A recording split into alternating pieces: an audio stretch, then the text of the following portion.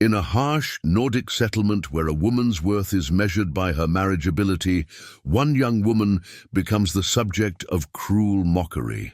They call her too heavy to marry, a burden no man would willingly accept. Her own brother, desperate and ashamed, makes a decision that will change everything. He trades her to a wealthy Viking chieftain for silver, treating her like livestock at market. But what her brother sees as a shameful transaction, the chieftain sees as something entirely different.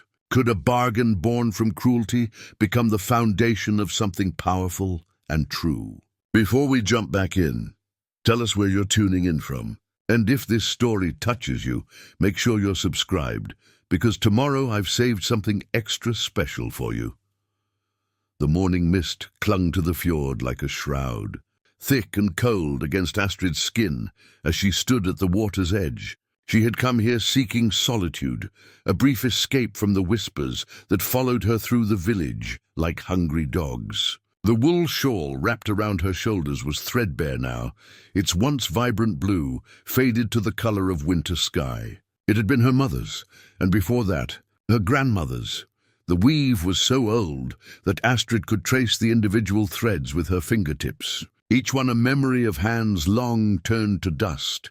She pulled it tighter around herself, not against the cold, but against the weight of the stairs she would face when she returned to the longhouse. The settlement of Ravensfjord sat nestled between steep mountains and the grey sea, a collection of timber buildings that seemed to huddle together for warmth. Smoke rose from morning fires, and already she could hear the sounds of the village waking.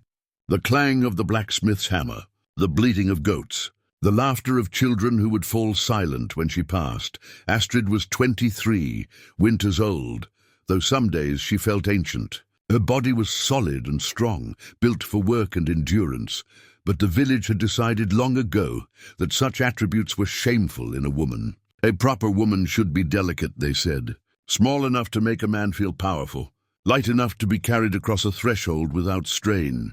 Astrid was none of these things, and the village never let her forget it. Too heavy to marry, old Greta had proclaimed last market day, loud enough for half the village to hear. No man wants to wake beside a mountain.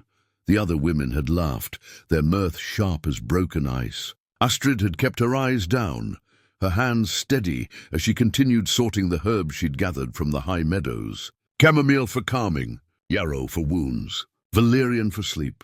She knew every plant that grew in these mountains, knew their properties and uses. Her mother had taught her, passing down knowledge that stretched back generations. But such skills meant little when measured against the currency of marriageability. Her brother Eric had stood nearby during that exchange, and he had said nothing. Once, he would have defended her. Once when they were children and their mother still lived, Eric had been her protector. He had bloodied the nose of Halvard's son when the boy mocked Astrid's size. He had walked beside her through the village, his presence a shield against cruelty, but their mother had been dead for 2 years now, and Eric had changed. The lightness had gone from his eyes, replaced by something harder, calculation, resentment. He looked at Astrid now as if she were a weight dragging him down, an anchor preventing him from reaching some distant shore only he could see. The longhouse they shared had belonged to their father, a respected hunter who had died when Astrid was 15. It was a good house, solid and well built, with carved posts and a sound roof. But Eric had let it fall into disrepair. The thatch needed replacing. The door hung crooked on its hinges. Inside, the hearth was often cold because Eric spent his evenings at the alehouse, drinking away what little silver they had. Astrid did what she could. She wove cloth to trade for grain. She gathered herbs and sold remedies to those willing to overlook their source. She kept a small garden behind the house where she grew the plants her mother had loved. Borage for courage, rosemary for remembrance. But it was never enough, because Eric's appetites had grown faster than her ability to provide. She had heard him arguing with someone 3 nights ago. The walls of the longhouse were thick, but voices carried in the dark. She had not caught all the words, but she had heard enough. Debts, interest, threats, and then, most chilling of all, she had heard her own name spoken like a curse. Now, standing by the fjord, with her mother's shawl wrapped around her like armor, Astrid felt the future pressing down on her like a physical weight. Winter was coming. The first snows had already dusted the highest peaks. Soon the passes would close and the village would turn inward, every household counting their stores and measuring their chances of surviving until spring. And Eric, she knew with the certainty of deep water, was planning something. She turned from the water and began the walk back to the village.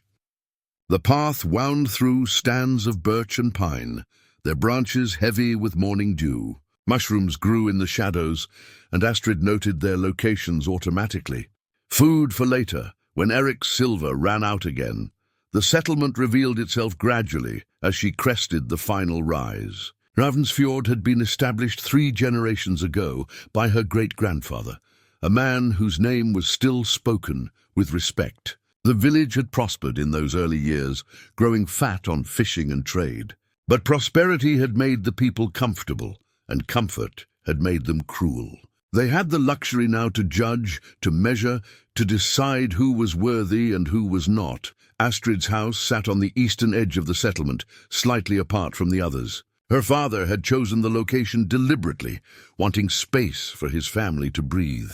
Now that isolation felt more like exile. She could see smoke rising from the chimney. Eric was awake then, probably nursing the sore head he earned most mornings. As she approached, the door swung open and Eric emerged. He was 26, 3 years her elder, and he still carried traces of the handsome boy he had been. Tall and lean, with their father's sharp features and their mother's dark hair, but dissipation had begun to mark him. His eyes were shadowed, his skin had taken on an unhealthy pallor, and there was a tremor in his hands that had not been there a year ago. "Where have you been?"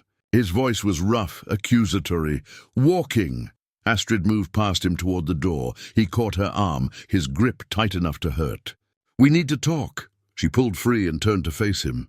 In the morning light, she could see the desperation written across his features, like runes carved in stone. Fear lived there too, barely concealed beneath the anger. "About what?" she asked, though she already knew. "About our situation." He glanced around, ensuring they were alone. "About the future where you've gambled away everything our father built." His jaw tightened. "I've had bad luck. Bad luck is when the weather turns. What you've done is called foolishness." Astrid kept her voice level, the way their mother had taught her. "Never let them see your fear. Never let them see your pain. How much do you owe? That's not your concern. It becomes my concern when the men you owe come to our door in the night. I heard them, Eric. I heard what they threatened to do." He flinched, and for a moment she saw the brother she had known, the boy who had held her hand during thunderstorms, the young man who had wept at their mother's funeral. But then his face hardened again, and the stranger returned. "I'm handling it," he said. "How?" "I've made arrangements." He wouldn't meet her eyes now. "There's a man coming today, a representative from Jarl Bjorn's settlement." Astrid felt cold fingers walk down her spine. Jarl Bjorn was a name spoken with respect and fear in equal measure. He ruled the northern territories, a wealthy chieftain whose influence stretched from the mountains to the sea. She had never seen him, but the stories painted him as a formidable man, a warrior who had won his position through strength and cunning. "What kind of arrangements?" she asked, though part of her did not want to know. "The kind that will clear my debts and give us both a fresh start." Eric finally looked at her, and what she saw in his eyes made her stomach turn. Guilt, shame, and beneath it all, relief. "You should go inside and make yourself presentable." "Eric, what have you done?" "What I had to do." He pushed past her and strode toward the village center. His shoulders hunched against more than just the morning chill. Astrid stood alone in the doorway of her childhood home, her mother's shawl clutched in her hands, and felt the world shift beneath her feet like ice breaking on the fjord. She did not yet know the specifics of her brother's betrayal, but she understood its shape. She understood that she was the price he intended to pay. Inside the house, Astrid moved through the familiar spaces with the careful attention of someone committing details to memory. The carved chest where her mother had kept her best clothes, The loom in the corner where 3 generations of women had woven their stories into cloth. The cooking stones by the hearth, worn smooth by countless fires. These were the landmarks of her life, and she sensed with growing certainty that she would soon lose them. She prepared herself mechanically, washing with water from the barrel, combing her long brown hair until it shone. She chose her best dress, a deep green wool she had woven herself, and fastened it with the copper brooch that had been her mother's. When she caught sight of herself in the polished bronze mirror, she saw a woman who looked remarkably calm. Only her eyes betrayed her, dark and frightened as a cornered animal. The representative arrived at midday, when the sun hung weak and pale above the mountains. Astrid watched from the window as he dismounted, a tall man wrapped in furs, his presence commanding immediate attention. Several villagers had gathered to witness whatever transaction was about to unfold. News travelled fast in Ravensfjord, especially when it promised entertainment at someone else's expense. Eric met the man in front of the house, his posture obsequious in a way that made Astrid's stomach churn. They spoke in low voices, but she could see Eric gesturing, explaining, justifying. The representative's face remained impassive, carved from stone. Then Eric turned and called her name. Astrid stepped outside, the winter wind cutting through her dress despite its thickness. The crowd of onlookers had grown. She recognized most of them. Greta, who had called her a mountain, Halvard and his cruel son, the weaver woman who had once been her mother's friend, but now crossed to the other side of the path when Astrid approached. They watched her with the eager anticipation of people attending a hanging. The representative studied her with the practiced eye of a man assessing livestock. His gaze traveled from her face to her hands, noting the strength in her shoulders, the health of her skin. She forced herself to stand straight, to meet his eyes even as shame burned in her chest. "This is your sister?" the man asked Eric. "Yes, Astrid, she's strong, healthy, good with herbs and weaving. She'll be an asset to the Jarl's household."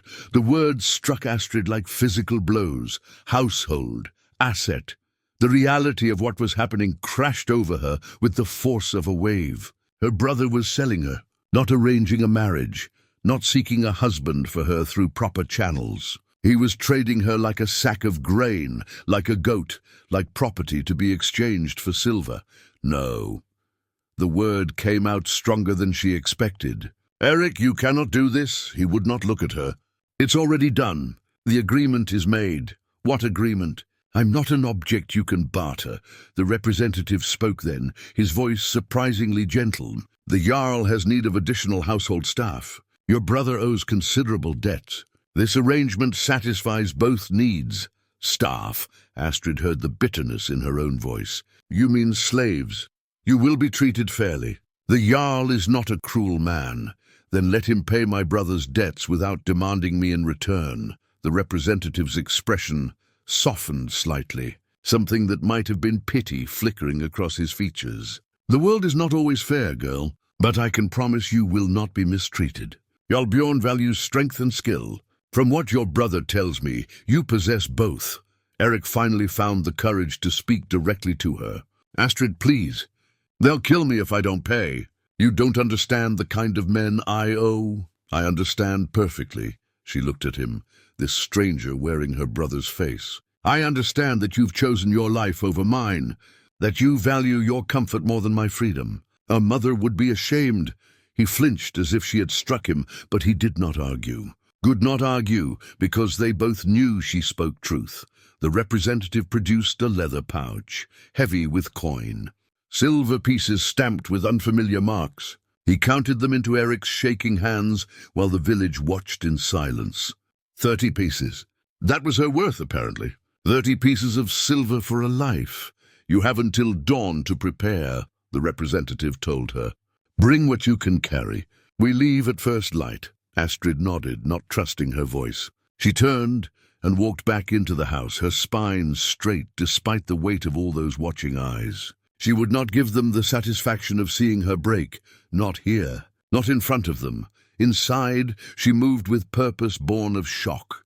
Her hands knew what to do, even as her mind struggled to accept the reality. She pulled out the canvas sack her father had used for hunting trips and began to fill it. Her mother's shawl carefully folded, the copper brooch, a change of clothes, her collection of dried herbs, each wrapped in linen and labeled in her careful script. The bronze needle her grandmother had given her mother, a small knife with a bone handle, the wooden comb carved with ravens that had been a gift from her father on her 16th birthday.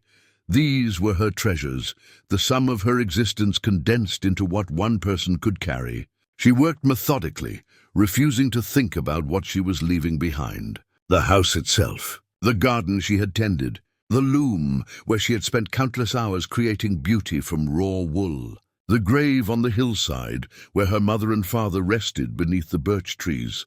As the afternoon light began to fade, Eric returned. She heard him enter but did not turn from her packing. The silence between them stretched like a chasm too wide to cross. "Astrid," his voice was hoarse. "I had no choice. There is always a choice." She folded a wool blanket and placed it in the sack. "You chose yourself.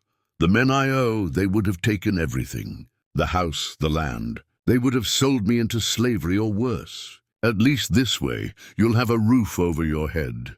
Food to eat. The Jarl is wealthy. You'll live better than you ever could here." She turned then, and whatever he saw in her face made him step back. "Do you truly believe that? Or is it just what you tell yourself to sleep at night?" "I'm trying to survive." "We both were, Eric, we both were." She picked up her mother's shawl and held it to her face, breathing in the faint scent that still lingered in the fibers. Lavender and wood smoke. "Do you remember when Mother was dying? She made you promise to take care of me. You held her hand and you swore an oath." His eyes glistened with unshed tears. "I remember. And now you sell me for 30 pieces of silver to a man I've never met, in a place I've never seen, to live among strangers who will view me as property." She wrapped the shawl around her shoulders. "You have broken every promise that ever mattered. Astrid, please, I want you to understand something." She moved closer, holding his gaze. "When I leave tomorrow, the sister you knew leaves with me. If we meet again in this life, we will be strangers. That is the price of your choice." He reached for her, but she stepped away, and the distance between them became absolute. She saw the moment he accepted it, saw the resignation settle over him like frost. He nodded once, a small, defeated gesture, and left the house without another word. Astrid sat by the dying fire and allowed herself, finally, to weep. She cried for the life she was losing, for the brother she had already lost, for the mother and father who were not here to protect her. She cried until the tears ran dry and only exhaustion remained. As night settled over Ravensfjord, she lay in her childhood bed for the last time. Through the window she could see stars scattered across the sky like spilled silver. The same stars that had watched over her mother and her grandmother and all the women who had come before. They would continue to shine long after she was gone from this place, indifferent to human suffering, constant as the tide. Tomorrow she would leave everything she had ever known. Tomorrow she would become property of a man called Jarl Bjorn, a stranger who had purchased her as casually as one might buy a horse. Tomorrow her old life would end, and something new would begin. Though whether that new thing would be better or worse, she could not say. She pulled her mother's shawl tight and closed her eyes against the dark dawn broke cold and colourless over Ravensfjord. Astrid woke before the sun, though she had barely slept. Her body ached with exhaustion, but her mind remained sharp and alert, cataloguing every sensation as if trying to preserve this last morning in the only home she had ever known. She dressed in the dark, layered her warmest clothes, and shouldered her canvas sack. The house was silent, except for the settling of old timber and the whisper of wind through the thatch. Eric's door remained closed. He would not see her off then. Perhaps that was better. There was nothing left to say between them. Outside, the representative waited with 2 horses. His name, she had learned, was Rolf. He stood beside the animals with the patient stillness of a man accustomed to waiting, his breath forming clouds in the frigid air. When he saw her, he nodded once and gestured to the smaller of the 2 horses, a grey mare with kind eyes. "Can you ride?" he asked. Yes.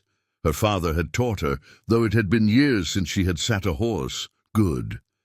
"It's a 2-day journey to the Jarl's settlement. We'll make camp tonight at the old stone circle." Astrid tied her sack to the saddle and mounted. The mare shifted beneath her, responsive and well-trained. A small mercy in a morning devoid of mercy.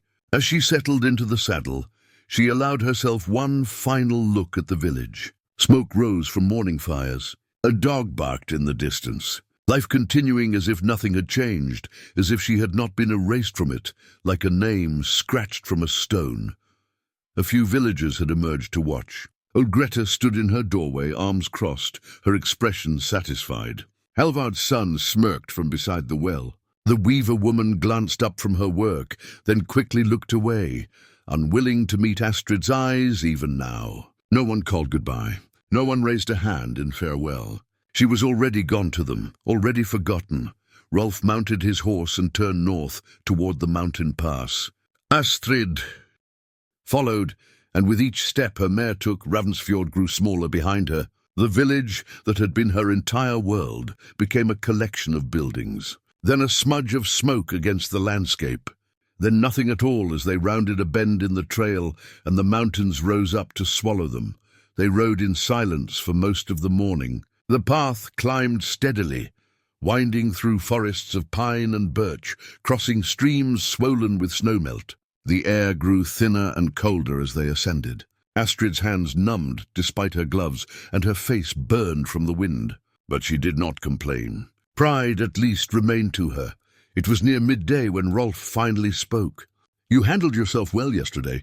Many would have wept or pleaded. Would it have changed anything?" Astrid kept her eyes on the trail ahead. "No." He was quiet for a moment. "For what it's worth, I'm sorry. Your brother's debts put you in an impossible position." "My brother's choices," she corrected. "Debts don't create themselves." True enough. Rolf guided his horse around a fallen log. "I want you to understand something about Jarl Bjorn. He's not the monster your imagination might be painting. He paid silver for a woman he's never met. That tells me what I need to know about his character." "Does it?" Rolf glanced back at her. "Or does it tell you only what you want to believe? Your brother came to him with a proposal. He could have refused. Many would have. But the Jarl saw an opportunity to help someone in need, while also gaining a skilled member for his household. Not everyone would frame it as rescue, but that's what it was. Rescue. Astrid tasted the word like poison. Interesting name for slavery. You're not a slave. You'll have your own quarters, your own work, your own freedom within the settlement. The Jarl values capability and loyalty, not obedience born of fear. And if I choose to leave?" Rolf's expression grew somber. "Then you'd be free to go. But where would you go? Back to a village that mocked you? To a brother who sold you? The world is not kind to women alone, Astrid. Sometimes the cage with an open door is still the safest place to be." His words settled over her like snow, cold and inescapable. She wanted to argue, to rage against the injustice of it all. But rage required energy she no longer possessed. Instead, she simply nodded and rode on, following this stranger toward an unknown future, carrying nothing but a sack of belongings and her mother's threadbare shawl. The document that formalized her transfer rested in Rolf's saddlebag, rolled tight and sealed with red wax. She had glimpsed it yesterday, covered in dense script she could not read, bearing official marks and signatures. Her life reduced to ink and parchment. A contract that bound her to Jarl Bjorn as surely as chains, even if the chains were made of words rather than iron. As the sun began its descent and shadows lengthened across the trail, Astrid understood with crystalline clarity that the girl who had woken in Ravnsfjord that morning was already dead. Whoever she would become in Jarl Bjorn's household would be someone different, someone harder. Someone who had learned that family was not bond, but betrayal, that home was not safety, but prison, that the only person she could truly rely upon was herself. The trade agreement scroll in Rolf's bag had purchased her body. But her heart, her mind, her soul, those remained her own, and she would guard them more carefully than any treasure. Because they were all she had left, they reached Jarl Bjorn's settlement on the afternoon of the second day, as pale winter sun struggled through gathering clouds. Astrid's first glimpse of it stole what little breath the cold had left her. Where Ravnsfjord huddled small and grey against the landscape, this place sprawled with confident prosperity across a wide valley. The main hall rose like a mountain itself, timber and stone, combined in elegant strength. Its roof peaked high and decorated with carved dragon heads that seemed to watch the approaches with ancient eyes.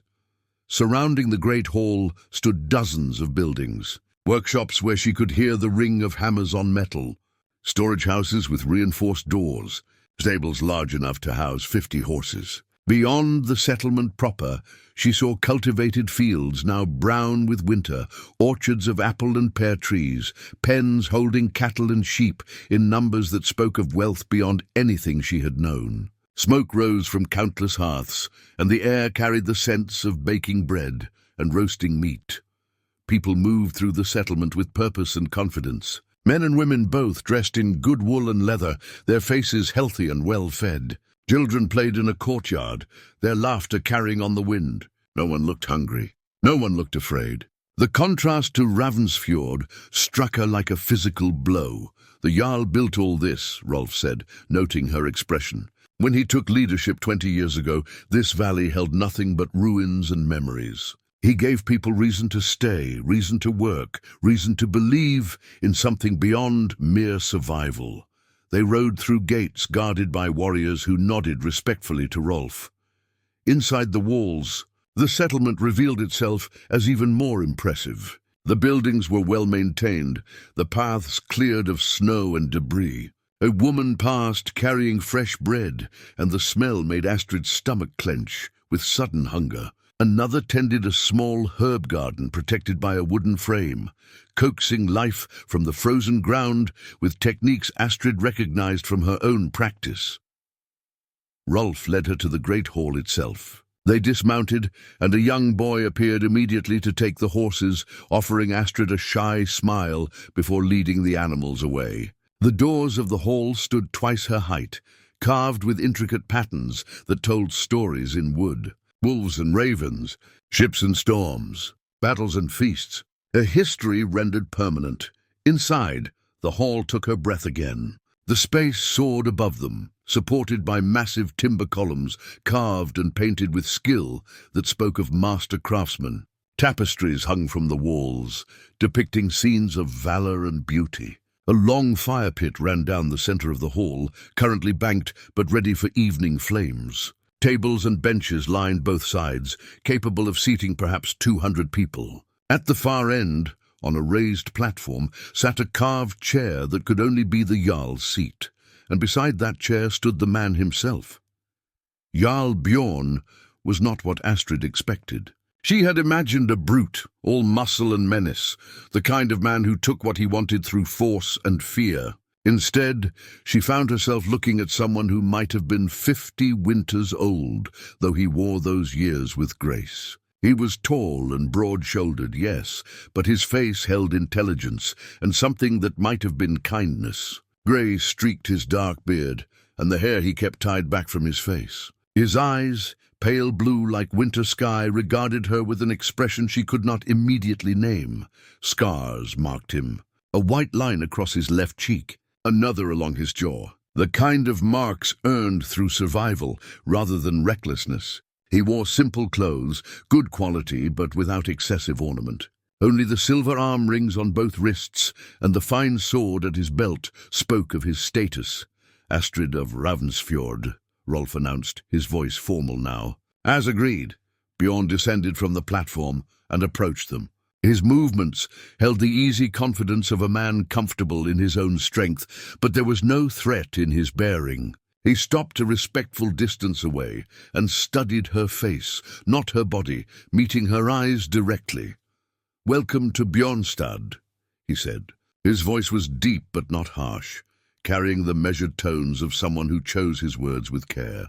"I hope your journey was not too difficult." Astrid stood silent, unsure how to respond. What did one say to the man who had purchased her? Bjorn seemed to understand her confusion. You must be tired and cold. Rolf, please show her to the women's quarters. Let her rest and refresh herself. We'll speak later, when she's had time to settle." He reached into a pouch at his belt and withdrew something that caught the light. A brooch, silver and beautifully crafted, shaped like a wolf with garnets for eyes. He held it out to her, not as a command but as an offering. "A gift," he said simply, "to welcome you to your new home. The wolf is my symbol. It represents strength, loyalty, and the pack that protects its own. You are under my protection now, Astrid. That means something here." Astrid took the brooch with trembling fingers, expecting some catch, some hidden cost to this gift. But Bjorn simply nodded and stepped back, giving her space. The silver was warm from his hand, and the craftsmanship was extraordinary. She had never owned anything so fine. The wolf's eyes seemed to gleam with inner fire, and the detail work was so precise she could see individual strands of fur in the metal. "Thank you," she managed, her voice barely above a whisper. "You're welcome." Bjorn turned to Rolf. "See that she has everything she needs. And ask Ingrid to prepare the blue chamber." "The blue chamber?" Rolf's eyebrows rose slightly. "My lord, I know what it is." Bjorn's tone remained mild but carried unmistakable authority. "Astrid is a guest in this house, not a servant. She'll be treated accordingly." He met Astrid's eyes once more, and this time she recognized the expression on his face. It was respect. Not pity, not ownership, not desire. Simple human respect, offered freely without expectation of return. The shock of it nearly undid her. "Rest well, Astrid. Tomorrow we'll discuss your place here and what you might wish to do. But tonight you need only recover from your journey." He inclined his head slightly, a gesture between equals, and returned to his seat. Rolf led her from the great hall in silence, his expression thoughtful. They crossed a courtyard, where people paused in their work to glance at the newcomer, their faces curious but not cruel. A woman carrying a basket of wool smiled at her. A blacksmith's apprentice nodded greeting. The casual kindness disoriented her more than hostility would have. The women's quarters occupied a separate building, connected to the main hall by a covered walkway. Inside, warmth enveloped her immediately. A central hearth blazed with well-tended fire, and the air smelled of lavender and wood smoke. Sleeping chambers branched off from the main room, each with its own door for privacy. Looms stood in one corner, spinning wheels in another. A group of women sat near the fire working on various projects, their conversation pausing as Astrid entered. An older woman rose and approached. She was perhaps 60 winters, with silver hair braided in a crown around her head and keen grey eyes that assessed Astrid with a glance. Her bearing spoke of authority tempered by warmth. "I'm Ingrid," she said. "I manage the household. You must be Astrid." "Yes, you look half frozen." "Come, sit by the fire. I'll have food and warm mead brought." Ingrid's voice held the same measured kindness Astrid had heard in Bjorn's. "Rolf, the blue chamber is prepared. The Jarl wants her there." "Does he now?" Ingrid's expression shifted to something knowing. "Well then, that tells me what I need to know." She turned back to Astrid. "The blue chamber was prepared for the Jarl's late wife. It's been empty these 5 years. If he's offering it to you, he sees something worth honoring." Astrid felt the weight of eyes upon her.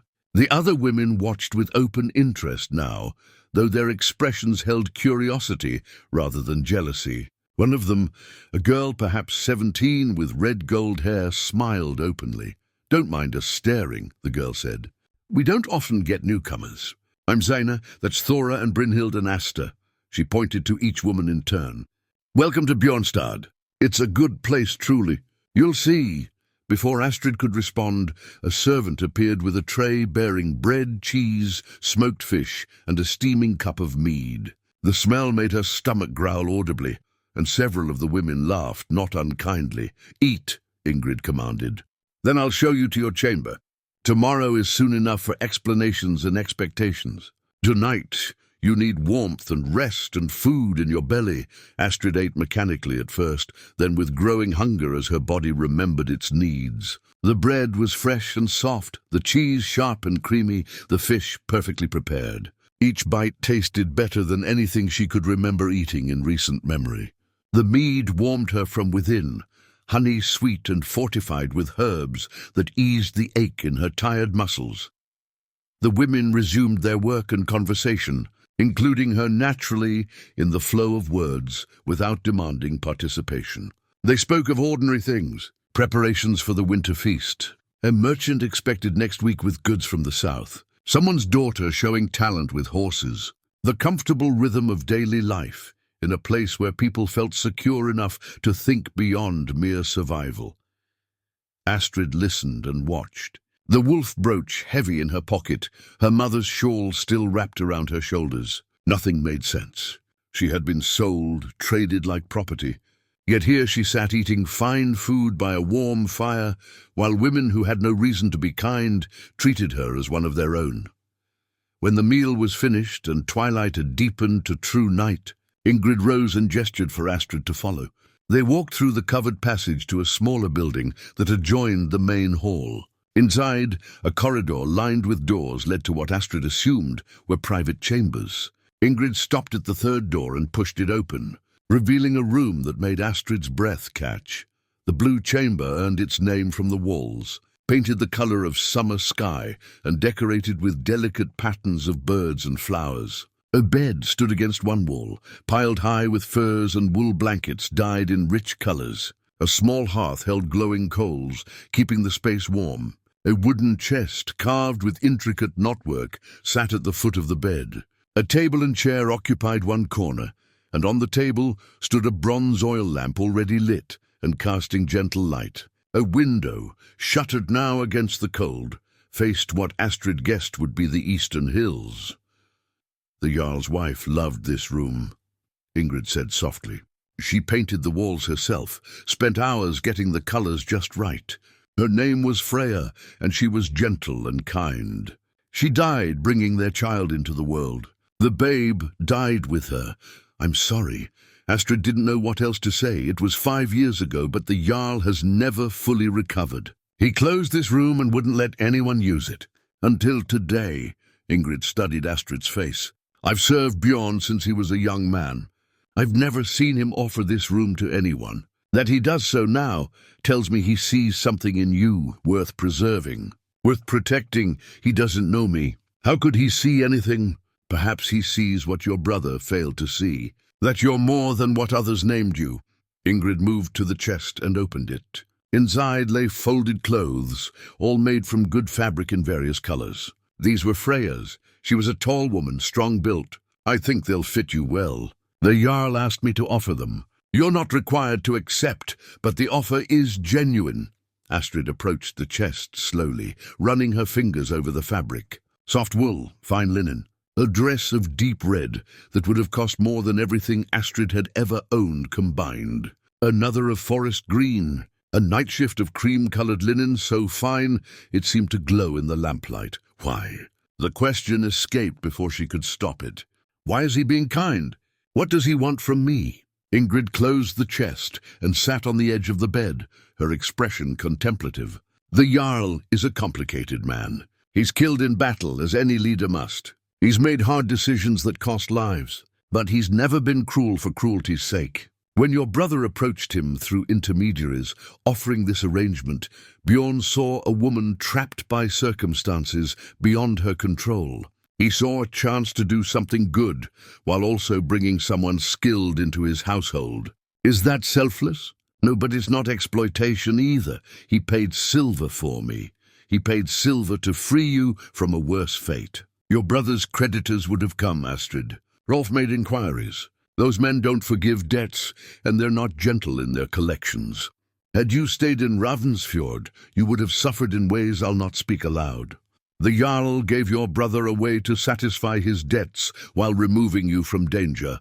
The words settled over Astrid like cold water. She'd been so focused on the betrayal that she hadn't considered what might have happened had Eric failed to pay. The creditors would have come, and they would have taken their payment in flesh and pain and terror. So I should be grateful? Bitterness crept into her voice. I'm not telling you what to feel. Your anger at your brother is righteous and earned. But don't confuse Bjorn with the man who betrayed you. He's offering you a chance at a different life. What you make of that chance is yours to decide. Ingrid stood and moved toward the door. "Sleep, child. Tomorrow you'll meet with the Jarl and discuss your place here. You'll find he's a reasonable man who values honesty and skill. Give him those, and you'll find a good life waiting." After Ingrid left, Astrid sat on the bed and let the silence settle around her. The room smelled faintly of lavender, and the bed was softer than anything she'd ever known. She pulled the wolf brooch from her pocket and studied it in the lamplight. The garnets caught the flame and seemed to pulse with life.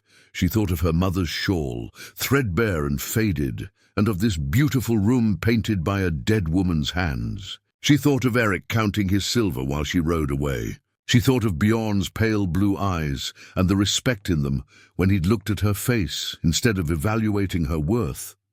Nothing made sense, and yet everything was beginning to shift, like ice breaking up in spring thaw. The world she thought she knew, the rules she believed governed it, all seemed suddenly uncertain. Perhaps Rolf had been right. Perhaps the cage with an open door was safer than the wilderness beyond. Morning light filtered through the shutters, painting stripes across the blue walls. Astrid woke slowly, momentarily disoriented by the softness beneath her and the unfamiliar shadows. Then memory returned, and with it the strange reality of her new circumstances. She had slept deeply for the first time in months, her body finally able to release the tension it had carried like armor. She rose and dressed in one of Freya's gowns, the deep green one that reminded her of pine forests. It fit well, as Ingrid had predicted. The fabric moved differently than her own rough-woven clothes, draping rather than hanging. When she caught sight of herself in the polished bronze mirror mounted on the wall, she barely recognized the woman looking back. Clean, rested, dressed in fine cloth, she looked almost prosperous. A knock at the door interrupted her thoughts. Sina, the red-haired girl from yesterday, entered with a tray. "Ingrid sent breakfast. The Jarl wishes to speak with you after you've eaten. No rush, though. He said to come when you're ready." "Thank you." Astrid took the tray. Fresh bread, honey, dried apples, and warm herb tea. More food in one morning than she sometimes saw in a week back home. Sina lingered by the door, curiosity bright in her eyes. "May I ask you something?" "Of course. Are you frightened of him?" "The Jarl, I mean. You seem so quiet, so guarded." Astrid considered the question carefully. "I don't know what I am. Confused, mostly. I expected something very different." "He's a good man," Sina said earnestly.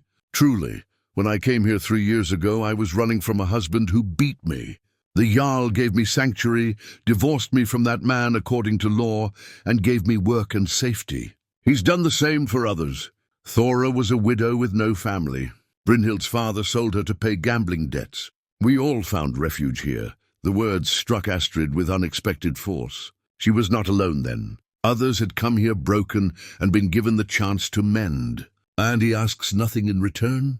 "He asks for honest work and loyalty to the household. Nothing more. Some of the women have married men from the settlement. Others, like Ingrid, choose to remain as they are. The choice is always ours." Sina smiled. "You'll see. Give it time." After Sina left, Astrid ate slowly, thinking about what she'd learned. A pattern was emerging, one she hadn't expected. Bjorn seemed to collect broken things and give them space to heal. The question was why? What did he gain from such generosity? Or was she still thinking like someone from Ravensfjord, where every kindness carried a hidden price? When she finished, she made her way to the great hall. Morning activity filled the space. People moved with purpose, carrying out the countless tasks required to maintain such a large household. Warriors practiced in the courtyard, visible through the open doors. Servants prepared for the midday meal. Children studied their letters, with an elderly scholar in one corner. The hall thrummed with organized life. Bjorn sat at a smaller table near his seat, reviewing what appeared to be trade documents with Rolf. When he saw Astrid approach, he set the papers aside and stood, gesturing to a chair across from him. "Good morning. I trust you slept well?" "Better than I have in months." Honesty seemed the wisest approach. "I'm glad." He settled back into his seat, his manner relaxed. "I thought we should discuss your place here. What you might wish to do, what skills you possess, how you might fit into our community. You speak as if I have choices. You do." His tone remained matter-of-fact. "I won't pretend your arrival was conventional. Your brother made an arrangement that I accepted because I could see it benefited you as much as it satisfied his debts. But you're here now, and what happens next is largely up to you." Astrid studied his face, searching for deception and finding none. "What do you mean?" "I mean that I need to know what you're good at, what you enjoy, what you might want to learn. My household is large and always needs skilled people. You mentioned to your brother that you know herbs and weaving. Is that true?" "Yes, my mother taught me. I know most of the plants that grow in these mountains, their properties and uses for healing and other purposes." Interest sparked in Bjorn's eyes. "Our healer is elderly and looking for someone to train. We also need someone to manage the herb gardens and prepare medicines for the household and warriors. Would such work interest you?" The question caught her off guard. Work that she loved, that gave her purpose and respect. "Yes, very much." "Then that's settled. You'll work with Dala, our healer, and take over the herb gardens come spring. In return, you'll have your room, your meals, clothing, and a share of the household silver at year's end. Does that seem fair?" Fair. The word seemed foreign applied to her circumstances. Nothing about her situation was fair by any measure she knew. Yet here sat a man asking her preferences, offering her meaningful work and payment for it. She nodded, not trusting her voice. "Good." Bjorn stood and gestured for her to follow. "Let me show you something." They walked through the hall and out into the cold morning air. Bjorn led her past the main buildings to a quieter area where the settlement bordered the forest. Here, protected by a stone wall and wooden frames, lay a garden larger than any Astrid had seen. Even in winter's grip, she could identify the layout. Raised beds for different herbs. A section for medicinal plants. Another for culinary uses. A small greenhouse structure that would protect delicate specimens. But what caught her attention was a stone standing at the garden's center. Perhaps waist-high, it had been carved with intricate runes and worn smooth by weather and time. The symbols were old, some she recognized, others mysterious. At the top, carved with particular care, were words she could read, strength in all forms. "My wife created this garden," Bjorn said quietly. "She believed healing was as important as fighting, that the person who could preserve life was as valuable as the warrior who could take it." These words were her philosophy. He touched the stone with surprising gentleness. She was not a small woman, not delicate or fragile. She was tall and strong, and the village she came from mocked her for it. Much as yours mocked you, Astrid felt something shift in her chest, a recognition she wasn't prepared for. When I met Freya, she was convinced of her own worthlessness. She had been told so often that she was too much, too large, too strong, that she had begun to believe it. Bjorn's voice carried old pain, carefully contained. "It took years for her to understand what I saw from the first moment. That strength comes in many forms, and hers was as valuable as any warrior's. She was brilliant with plants, gifted with healing, and brave enough to challenge me when I was wrong. She made me better. She made this whole settlement better." He turned to face Astrid directly. "When Rolf told me about your situation, about what your brother had said about you, I heard echoes of Freya's story. And I thought perhaps I could offer you what someone once offered her. A place where your worth isn't measured by how small you can make yourself, but by how fully you can grow."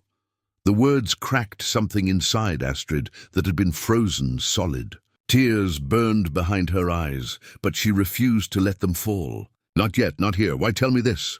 she asked. "Because I want you to understand. You're not here as punishment or as property. You're here because I believe you have value that your old life couldn't see. What you choose to do with that belief is entirely your own decision." They stood in silence for a moment, the winter wind moving through the bare branches above them. Astrid looked at the stone, at those words carved by a woman who had known the same pain, the same shame. Strength in all forms, not strength despite your form, but strength inherent in it, inseparable from it. "I would like to tend this garden," she said finally. "To honor what your wife built." "I hoped you would say that." Bjorn's expression softened.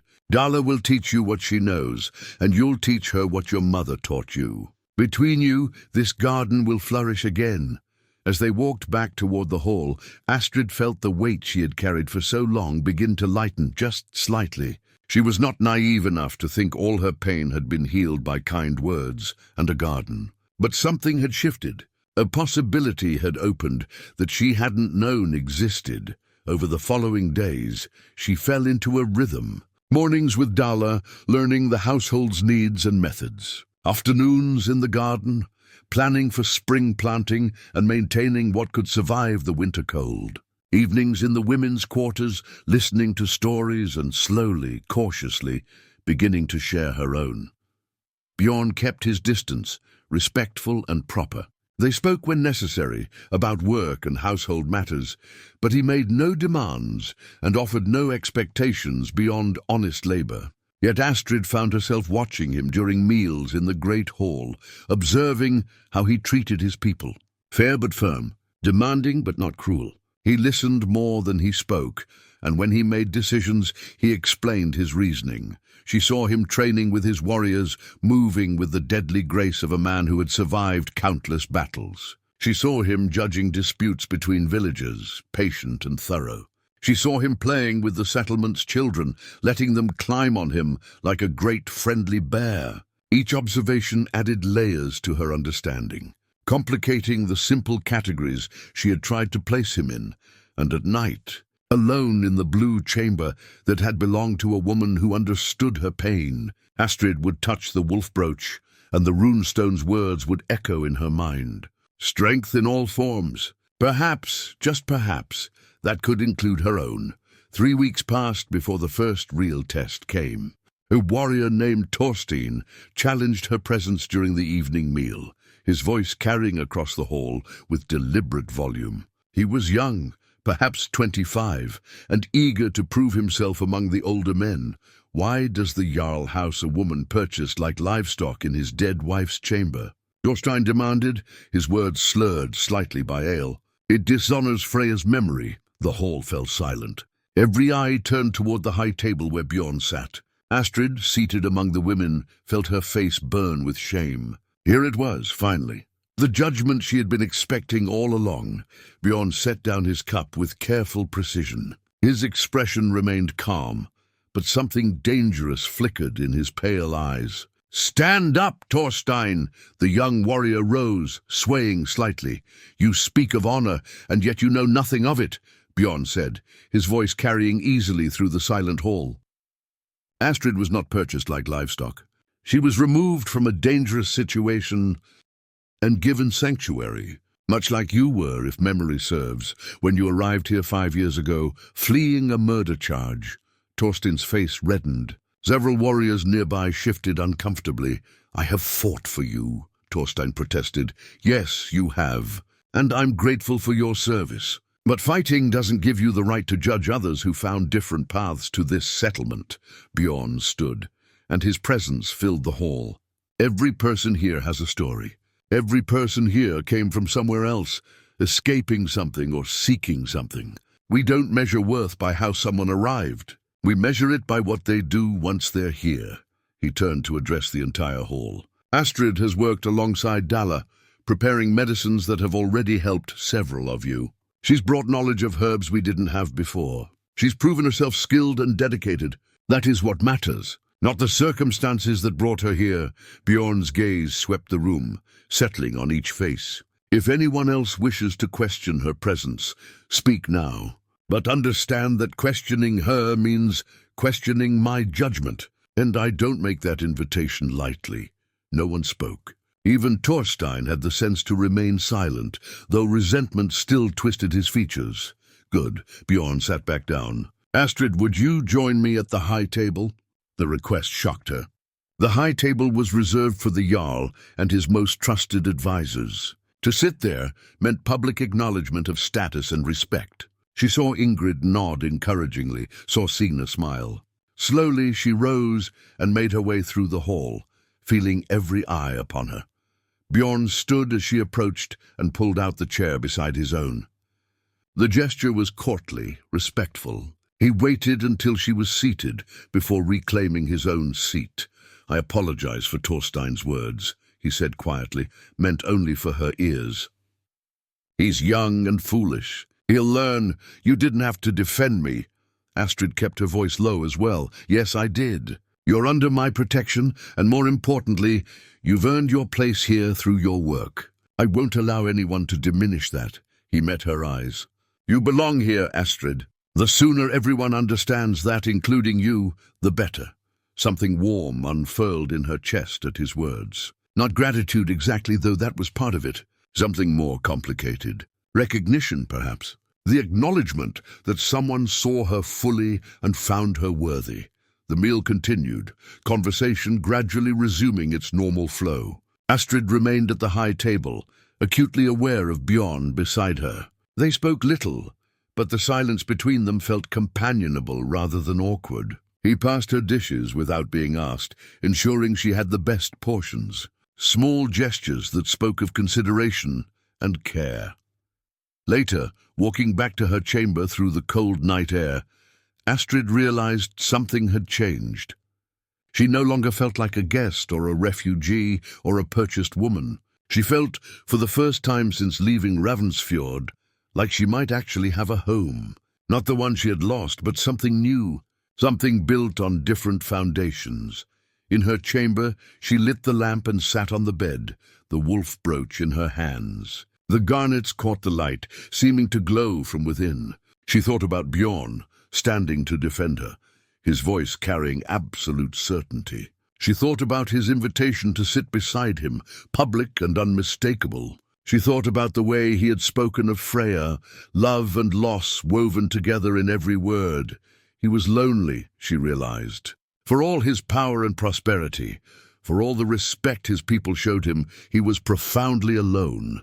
He had built something remarkable here, but he experienced it in isolation, separated by the gulf that leadership created. And perhaps, just perhaps, he had offered her sanctuary not only because he was kind, but because he recognized in her someone who understood that particular flavor of loneliness.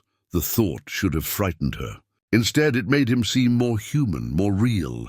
Less the distant Jarl, and more a man carrying his own burdens with quiet dignity. She wondered what Freya had been like. This woman strong enough to challenge him and gentle enough to paint birds on blue walls. She wondered if it was possible to honor someone's memory while also allowing space for something new to grow.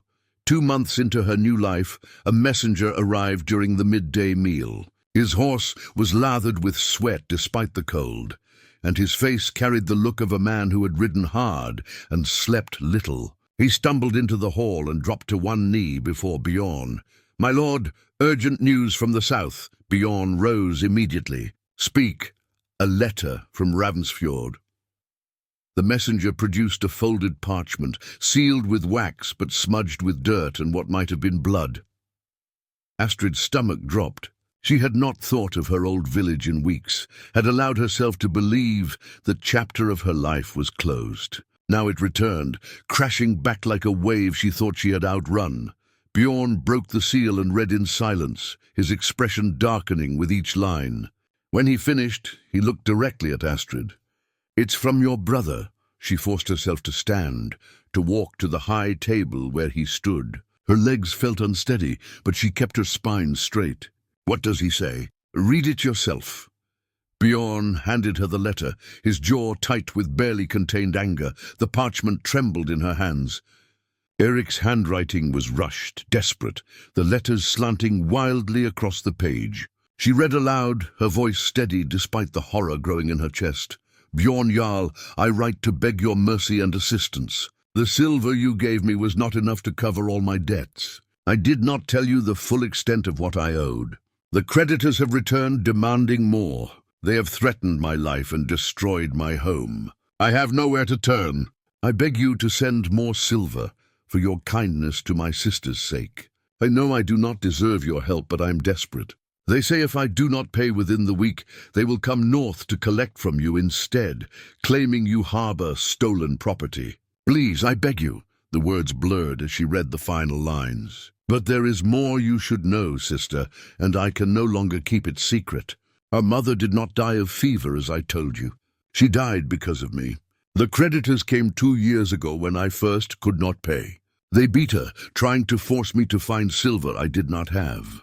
She died 3 days later from her injuries. I have carried this shame ever since. I'm sorry. I'm sorry for everything. Your brother Eric. The parchment slipped from Astrid's fingers. The hall had gone completely silent. Everyone had heard. Everyone now knew that her brother had not only sold her, but had been responsible for their mother's death. The foundation of her world, already cracked, shattered completely. Astrid. Bjorn's voice seemed to come from very far away. She couldn't breathe, couldn't think. Her mother had died because of Eric's gambling, his weakness, his debts, and he had let Astrid believe it was fever, had let her grieve a natural death, while knowing the truth was brutal and preventable. 2 years. 2 years of lies stacked upon betrayals. He told the creditors where I am, she heard herself say, the words hollow. He's bringing danger here, to you. To everyone. Bjorn moved around the table and took her shoulders gently but firmly, forcing her to look at him. Listen to me. You are not responsible for your brother's actions. You are not his debts made flesh. Do you understand? She shook her head. They'll come here. They'll demand silver or worse. Because of me? No, because of him. And because they're criminals who prey on the desperate. Bjorn's voice carried absolute conviction. Let them come. They'll find we're not as easy to intimidate as a frightened man in a failing village. Rolf had joined them, the letter in his hand now, his expression grim.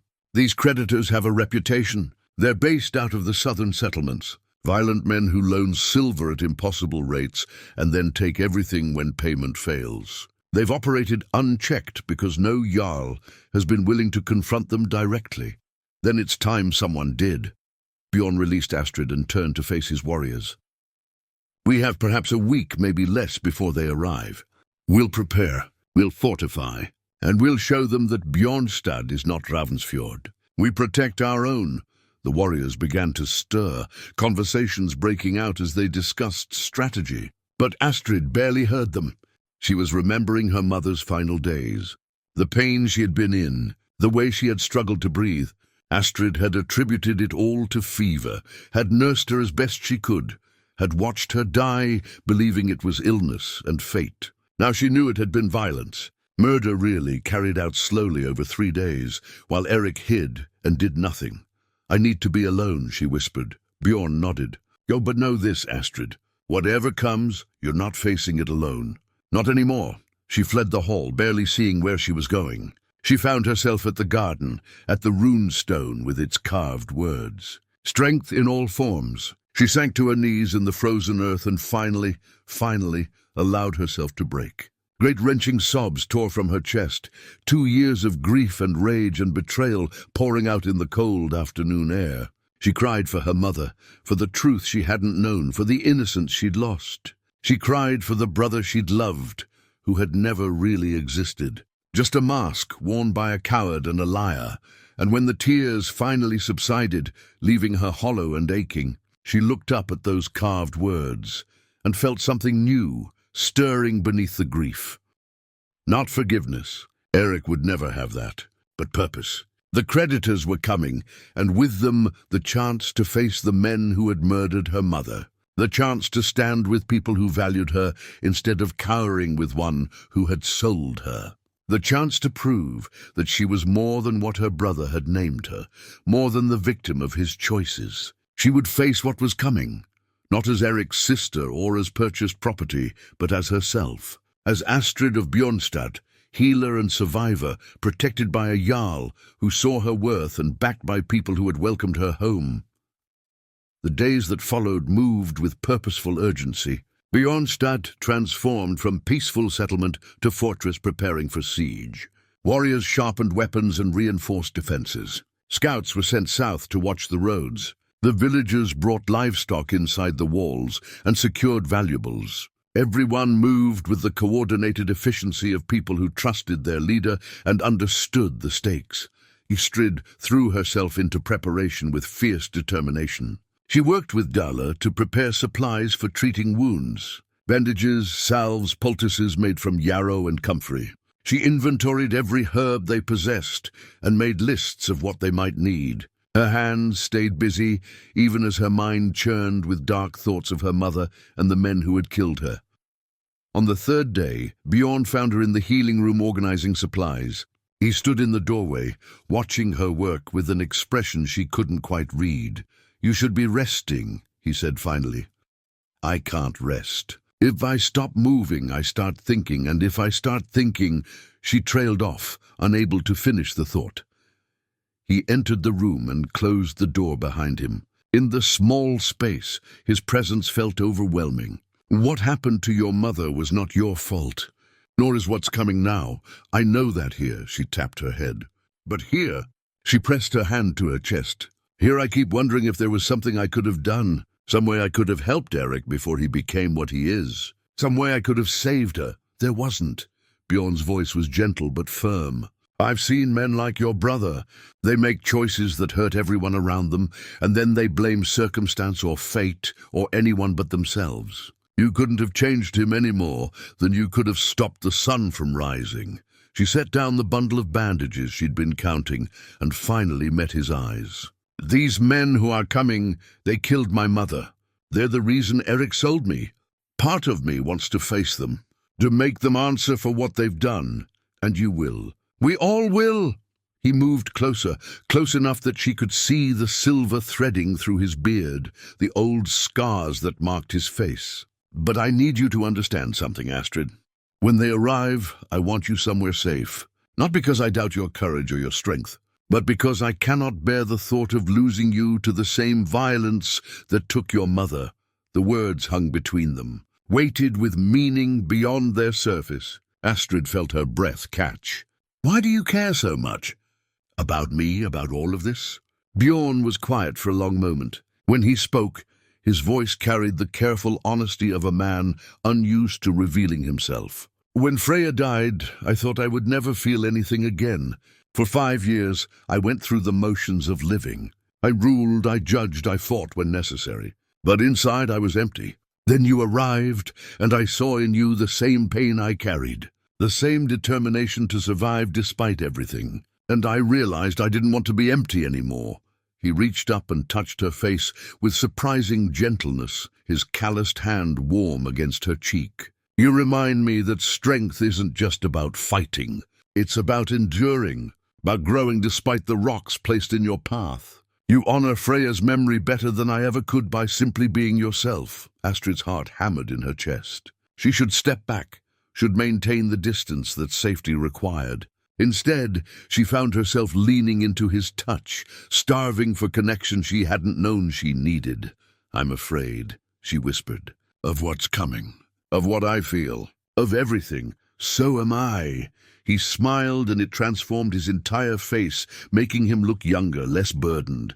"But I've learned that fear and courage aren't opposites. Courage is moving forward despite the fear. And you, Astrid, are the bravest person I've met." Before she could question the wisdom of it, before doubt could stop her, she closed the distance between them and kissed him. For a heartbeat he went still with surprise.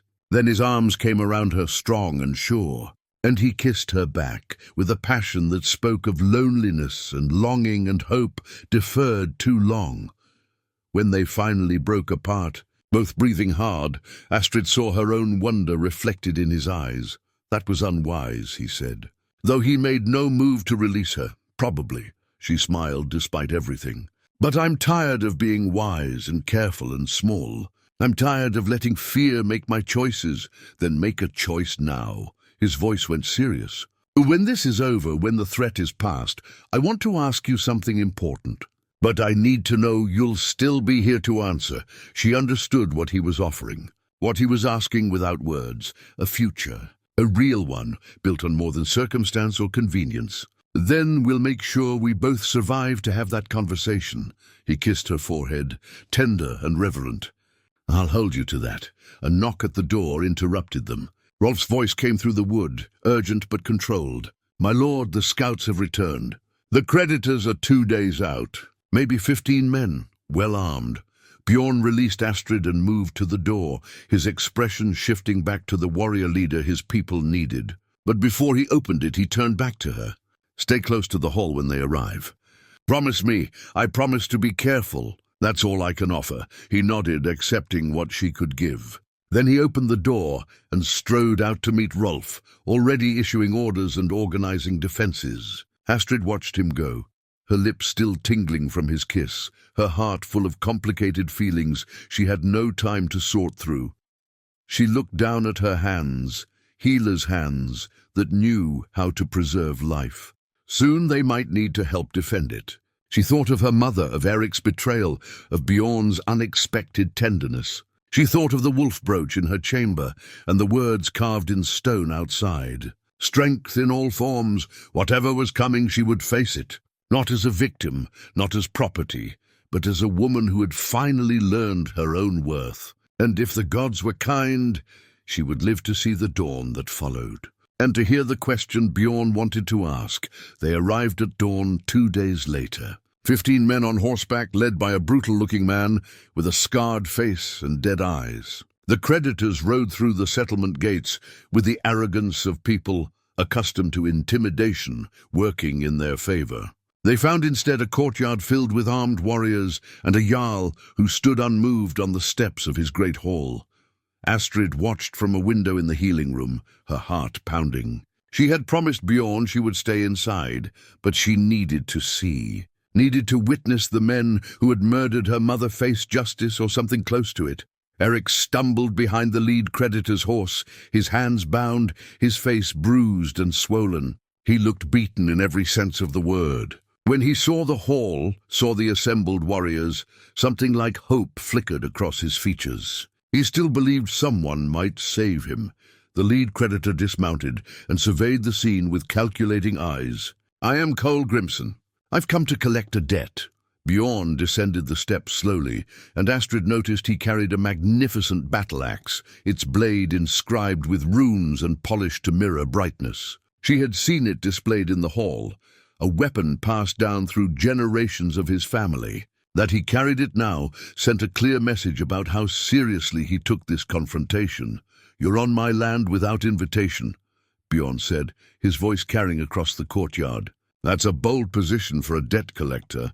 The man who owes me is under your protection." "That makes it your concern," Cole gestured to Eric. "He borrowed silver and paid only a fraction. The rest is due, with interest. 30 pieces more. Interesting calculation considering you already received the initial amount plus my additional payment." Bjorn's tone remained conversational, but steel ran beneath it. "I'd say the debt is satisfied." "You'd say wrong." Cole's hand drifted to his sword. "And there's the matter of stolen property. The woman, she was collateral on the original debt. We have rights to her." Astrid's hands clenched into fists. "Property, collateral, even now." They spoke of her as if she were livestock. "The woman is under my protection and a member of my household," Bjorn said. "She's not property to be claimed. Then you can pay her value. Another 30 pieces should cover it. I'll pay nothing because there's nothing to pay. But I'll make you an offer." Bjorn shifted his grip on the axe. "Leave now, take your men, and never return to these territories. Do that and you live. Press your false claims, and you'll learn why people speak my name with respect from here to the southern seas." Cole laughed, a sound like gravel scraping stone. 15 against your whole settlement? You think numbers frighten me? I've collected debts from jarls before. They all fold eventually. Those jarls weren't me." Bjorn's voice dropped, going cold and hard. "Last chance. Leave or face the consequences." Instead of answering, Cole drew his sword. His men followed suit, weapons singing free of scabbards. The creditors formed a rough line, confident in their violence and experience. They had done this before, intimidated and brutalized their way to payment. They expected the same here. They were wrong. Bjorn moved first, his axe sweeping in a precise arc that spoke of decades of practice. The legendary weapon sang through the air, and suddenly 2 of Cole's men were down. Not dead, but disarmed and bleeding. Bjorn's warriors surged forward, and what Cole had intended as intimidation became a genuine battle. But this was not like the raids and skirmishes Astrid had heard stories about. Bjorn's warriors fought with disciplined coordination, moving as a unit rather than as individuals. They disarmed rather than killed when possible, disabled rather than destroyed. This was not about glory or bloodlust. This was about justice, delivered with brutal efficiency. Astrid couldn't stay hidden. She grabbed her leather pouch of herbs and supplies and ran from the healing room. If there would be wounds, she needed to be ready. She burst into the courtyard, just as Bjorn engaged Cole directly. The fight between them was terrible and beautiful. Cole fought dirty, using every trick and tactic that had served him in back-alley collections. Bjorn fought with the skill of a master, each movement economical and devastatingly effective. The ancestral axe flashed in the morning light, and Astrid understood why it had been treasured for generations. In Bjorn's hands, it was extension of his will, precise and unstoppable. Cole went down hard, Bjorn's axe at his throat. Around them, the battle had ended. Most of Cole's men were disarmed and restrained. 2 were dead, having fought past the point where mercy was possible.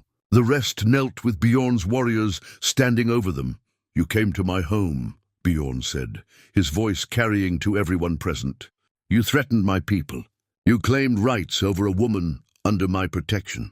Worse than that, you murdered an innocent woman 2 years ago because her son couldn't pay your usurious rates." That woman was Astrid's mother. He looked up and saw Astrid standing in the courtyard. For a moment, something like regret crossed his face that she had to see this violence. Then he looked back down at Cole. "Astrid," Bjorn called. "Come here." She moved forward on shaking legs, her healer's pouch clutched in her hands. When she reached them, she looked down at Cole, this man who had beaten her mother to death over silver. His eyes held no remorse, only calculation, already thinking of his next move. "This man and his associates took your mother from you," Bjorn said quietly. "By law and by right, you have claim to justice. What would you have me do?" Astrid looked at Cole, then at Eric, still bound and watching with terrified eyes, then at Bjorn, holding his ancestral weapon steady and sure. She thought about her mother's last days, about the pain she had suffered, about the truth Eric had hidden. She thought about the woman she had been in Ravensfjord and the woman she was becoming here. And she knew what justice looked like. "Exile them," Astrid said, her voice steady despite the trembling in her hands. "Strip them of their weapons and silver. Send them south with nothing but the clothes on their backs and the knowledge that if they ever return to these territories, they'll face execution. Let them live with their shame the way my brother must live with his." Bjorn held her gaze for a long moment, then nodded. "Wise and merciful. You honor your mother's memory with restraint rather than revenge." He looked down at Cole. "You heard her. Thank whatever gods you worship that she's a better person than you deserve." The creditors were disarmed and stripped of their valuables, then escorted beyond the borders with clear warnings. Eric remained, still bound, still hoping for salvation he hadn't earned. Astrid approached her brother slowly. He looked up at her with desperate eyes, but she felt nothing. No anger, no love, no connection at all. He was simply a stranger who had once worn a familiar face. "You're free to go as well," she told him. "But understand this. We are no longer family. You broke every bond that mattered. If you find a way to rebuild your life, I hope you succeed. But do it far from here. I never want to see you again."